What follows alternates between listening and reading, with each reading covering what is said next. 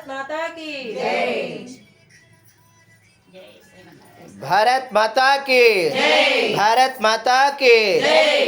भारत माता की जय। जय श्री राम जय श्री राम। जय श्री राम जय श्री राम। जय श्री राम जय श्री राम। శ్రీమాత్రే నమః. ఈరోజు కాశ్మీర్లో నిన్న జరిగిన కాల్పుల గురించి మన శ్రీ విద్యాపీఠం శాలిగ్రామ్ మఠంలో ఈరోజు సామూహికంగా దీపయజ్ఞ కార్యక్రమాన్ని నిర్వహించాము.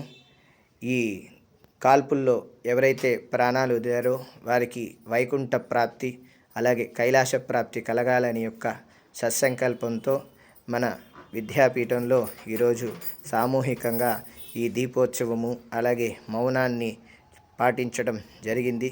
అలాగే ఇలాంటివి కాల్పులు జరగకుండా ఉండాలని భగవంతుణ్ణి మనం ప్రార్థించడం జరుగుతుంది.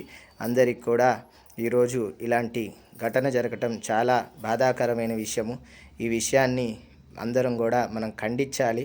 అలాగే వాళ్ళకి పుణ్యలోకాలు చేరాలని, వాళ్ళ ఆత్మ శాంతించాలని, దీనితో పాటు వారి కుటుంబ సభ్యులకు కూడా ధైర్యంగా ఉండాలని, ప్రభుత్వం వాళ్ళకి సహకారం చేయాలని చెప్పని మనం కోరుకున్నాం.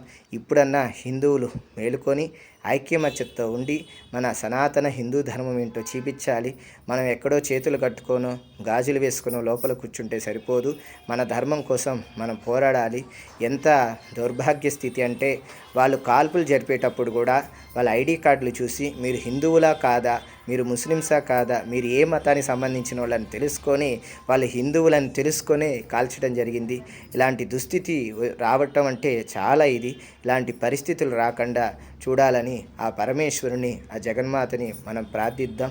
ఇంకా రాబోయే కాలంలో మన హిందూ ధర్మం ఏంటో చాటి చెప్పాలి, చూపించాలి. జై శ్రీరామ్, జై భారత్ మాతా కీ జై.